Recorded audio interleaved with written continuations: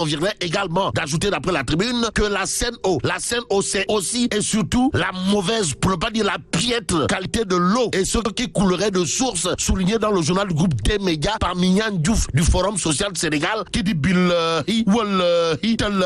Sen'Eau est un véritable fiasco politique et diplomatique. Bon, les travailleurs de l'hydraulique rurale paralysent le système. Voilà l'autre information Kouroubaïfal, pour ne pas dire Mbolde Bourine, de la tribune ce matin, l'As quotidien semble dire à haute et intelligible voix, mais Serigne Mbaye Thiam, toi aussi. En tout cas, dans l'As quotidien, on peut lire sans aucun contrat après 30 ans de service, 105 travailleurs bénévoles de l'hydraulique menacent d'assoiffer le monde rural. Hey, Waïsamba, sommes-nous tentés de dire. Bon, restons toujours dans l'univers du gouvernement avec Réumi Quotidien. Le journal au chapitre de l'avenir de l'enseignement supérieur affiche Marie Théoniane, le professeur titulaire. Marie Théoniane étale ses craintes. Le père fondateur de l'université virtuelle du Sénégal, en l'occurrence, Marie Théoniane, n'est pas rassuré. Alors là, pas du tout rassuré au chapitre de l'avenir de l'enseignement supérieur au regard de ce que nous livre Réumi Quotidien. Bon, passons à Direct News qui parle de clôture du marathon budgétaire. Pourquoi faire?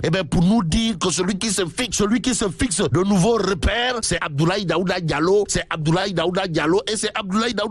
Bon, en votant tous les budgets, vous venez d'ajouter de l'huile dans le moteur de la démocratie sénégalaise. Voilà ce qu'a tenu à dire à haute et intelligible voix l'excellent Abdoulaye Daouda Diallo. L'homme d'ajouter les pays qui ont le mieux résisté à l'onde de choc du coronavirus sont ceux qui disposent de finances saines ainsi que de la confiance des marchés, renseigne Abdoulaye Daouda Diallo, nous livre Direct News. Que retenir d'autres d'après le journal? Sinon, le Sénégal est en train de se désendetter selon bien entendu l'argentier de l'État. Comprenez Abdoulaye Daouda Diallo. Raison pour laquelle le FMI est satisfait du Sénégal, si on en croit Abdoulaye Daouda Diallo dans Direct News à la question de savoir mais Anne Khalisbi.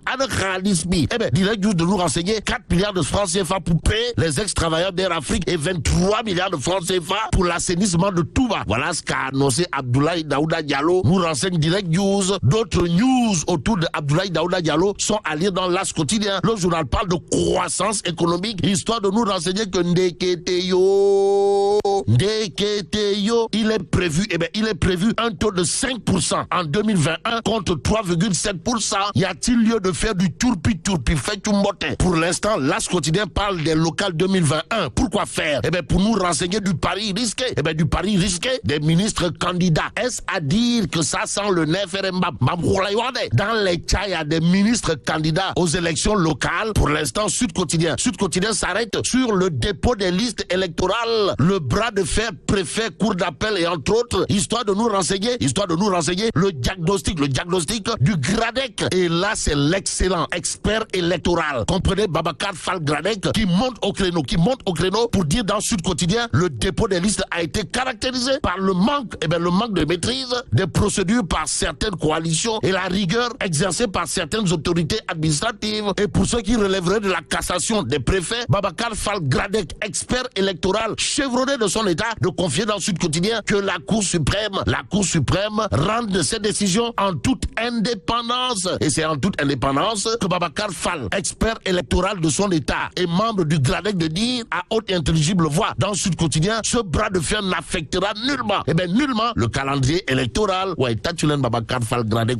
Et pendant ce temps, ça, le pape de la DER est à la une du quotidien, le quotidien. Le journal parle de financement de l'emploi des jeunes et des femmes, histoire de révéler le FMI adhère. En tout cas, la directrice du FMI, en l'occurrence, Kristalina Georgieva, souhaite voir le modèle sénégalais adopté partout en Afrique. Et pour ce qui concerne les financements de la DER, il y a source à. Le journal, en tout cas, révèle les militants de la Lyon incontestés et incontestables, pour ne pas dire inévitable et incontournable, du Baol et même du Sénégal, en l'occurrence Aïda Mbodj, accusé d'avoir bénéficié des financements de la DER. Action-réaction. Magou Diambour, comprenez, Aïda Mbodj prend au collet Pape Amadou Sarr. Ça veut dire quoi? Ça veut tout simplement et tout bonnement dire que pour Aïda Mbodj, c'est du yak d'air. Et ce qu'il y a lieu de prendre pour argent comptant et à lire dans le Tribune Quotidien. Le journal parle de gestion du pouvoir, histoire de nous renseigner que Pape Diop de la convergence démocratique Bokigiskis invite Macky Sall à la concertation. Et là, il convenait de retenir l'invite d'un libéral à un autre libéral dans le Tribune. Et pendant ce temps, temps, 24 heures, affiche une information triple XL, pour ne pas dire 4XL. Il est question de quoi? Eh bien, condamné à payer 85 millions Robert